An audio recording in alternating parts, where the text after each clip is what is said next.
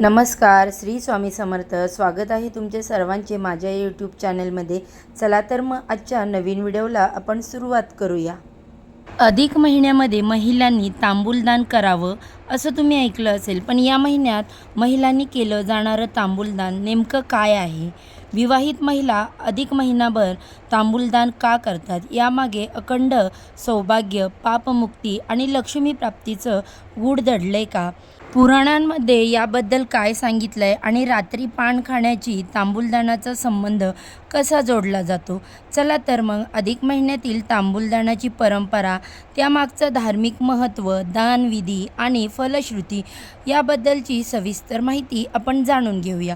अधिक महिना सुरू झाला की पूजा, व्रत, दानधर्म आणि धार्मिक विधींना विशेष महत्त्व दिले जाते. पण या महिन्यात महिलांनी केलं जाणारं तांबूलदान नेमकं काय आहे? तर अधिक महिनाभर तांबूलदान दिल्यास स्त्रियांना अखंड सौभाग्य प्राप्ती होते असं म्हणतात. त्याचबरोबर अधिकच्या महिन्यामध्ये तांबूलदानाला विशेष महत्त्व आहे. सामान्यपणे तांबूलदानासाठी पान, सुपारी, काथ, चुना आणि अडकित्ता घेतला जातो. काही महिला हे सर्व साहित्य सुंदर रंगीत कपड्यात ठेवून ब्राह्मणाला दान देतात, तर काही जण आपल्या ऐपतीनुसार सोने, चांदी, तांबे किंवा पितळेचे दान जे आहे तर ते पानदान करतात. श्रद्धेनुसार आणि क्षमतेनुसार हे दान केलं जातं. धार्मिक मान्यतेनुसार सुपारीचे पान, त्याचा पुढचा भाग जो आहे त्याला चुना, काथ किंवा धनाडाळ यांसारख्या गोष्टी रात्री खाणं शुभ मानलं जात नाही. असं केल्याने पाप लागतं आणि आयुष्यात दारिद्र्य येतं अशी समजूत आहे. त्यामुळे हे दोष दूर व्हावेत आणि पापातून मुक्ती मिळावी म्हणून अधिक महिन्यात तांबूलदान करण्याची परंपरा आहे. दान करताना महिला भक्तिभावाने प्रार्थना करतात की हे ब्राह्मण श्रेष्ठ, मी तुम्हाला तांबूलदान करत आहे. माझ्याकडून जाणून बुजून अजाणतेपणे झालेल्या चुका आणि पापांपासून मला मुक्त कर.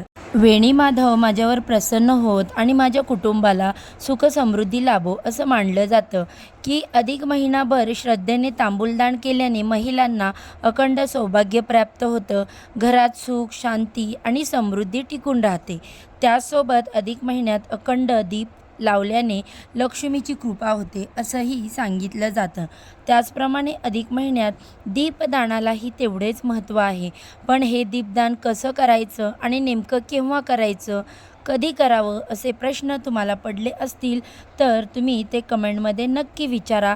या संबंधीच्या माहितीचा वेगळा व्हिडिओ तुम्हाला आपल्या चॅनेलवर पाहायला मिळेल. आता ज्याप्रमाणे अधिक महिन्यात गंगा स्नान, तीर्थयात्रा, व्रत, उपवास आणि पूजा केल्यास त्याचं फळ अनेक पटींनी प्राप्त होतं, त्याचप्रमाणे अधिक महिन्यात तांबूलदान केल्याने पापांपासून मुक्ती मिळून पुण्यफल आणि अधिक पटींनी आपल्याला मिळत असतं अशी मान्यता आहे. त्यामुळे अधिक महिना हा केवळ अतिरिक्त महिना नसून भक्ती, दान आणि आत्मशुद्धीचा महिना मानला जातो. जसे पद्मपुराणामध्ये पुरुषोत्तम मास ज्याचे महात्म्य तसेच मलमास महात्म्य या प्रकरणात अधिक मासाचं महत्त्व वर्णिलेलं आहे. त्यात अधिक मासात करायची व्रत, दानाचे विधी, फलश्रुती हे वर्णन केले. अधिक मासात उपोषणाला विशेष महत्त्व आहे. त्यामुळे स्त्रियांना अखंड सौभाग्याचा आणि पुत्रपौत्रांचा लाभ होतो असं म्हणतात. मात्र या अधिक महिन्यात महिलांनी तांबूलदान करावं. शिवाय अधिक महिन्यात केले जाणारे तांबूलदान हे फक्त एक दान नसून त्यामध्ये धार्मिक श्रद्धा, आत्मशुद्धी व सौभाग्य प्राप्तीचा भाव दडलाय. पद्मपुराणातील पुरुषोत्तम मास महात्म्यानुसार अधिक महिन्यात केलेले दान, पूजा आणि व्रत हे अनेक पटींनी फळ देते. त्याचप्रमाणे या काळात महिलांकडून श्रद्धेने तांबूलदान केले जाते. आता तांबूलदान करण्यासाठी शास्त्रोक्त पद्धत कोणती, म्हणजे शास्त्रशुद्ध पद्धतीने कसे दान करायचे, यासाठी काय करावं, तर ज्या दिवशी आपण तांबूलदान करणार आहोत त्या दिवशी सकाळी लवकर उठून स्नान करावं आणि स्वच्छ वस्त्र परिधान करावेत. शक्य असल्यास लाल किंवा पिवळ्या रंगाचे किंवा हिरव्या रंगाचे पारंपरिक कपडे परिधान करावेत आणि त्यानंतर देवघर स्वच्छ करून भगवान श्रीहरी विष्णू, माता लक्ष्मी किंवा वेणी माधवची पूजा करावी. वेणी माधव यांना वात लावून आपण दीपदानसुद्धा करू शकतो। आता बघा, पूजा करताना तुपाचा दिवा लावावा, फुले अर्पित करावी आणि ओम नमो भगवते वासुदेवाय नमः किंवा श्री विष्णवे नमः या मंत्राचा जप करावा। त्यानंतर तांबूलदानासाठी साहित्य तयार करावं। त्यात विड्याचं पान, सुपारी, कात, चुना, अडकित्ता, हळद, कुंकू, फुलं आणि दक्षिणा ठेवावी। काही महिला हे सर्व सुंदर रंगीत कापडात बांधतात। शक्य असेल तर आपणही ताट सजवून हे संपूर्ण साहित्य रंगीत कापडात बांधावं। तर काही जण आपल्या श्रद्धेनुसार त्यामध्ये तांब्याचे, पितळेचे, चांदीचे किंवा सोन्याचे पानही दान करतात।